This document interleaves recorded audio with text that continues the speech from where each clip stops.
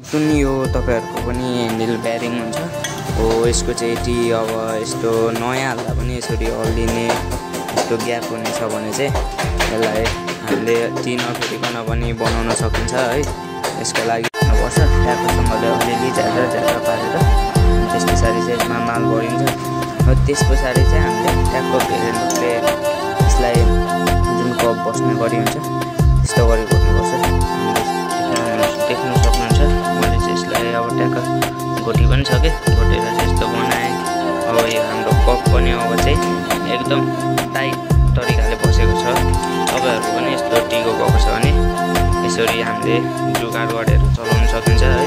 यस्तो गरेर चलाउँदा पनि म्याक्सिमम 1 वर्षदेखि 1.5 वर्ष चाहिँ मजाले जान्छ। त्यसैले यस्तो कप गएको छ भन्दैमा चाहिँ अब ह्यान्डल ब्यारिङ फेरिदिने हो त्यस्तो हुन्छ। यसरी पनि हाम्रो चाहिँ बनाउन सकिन्छ है त।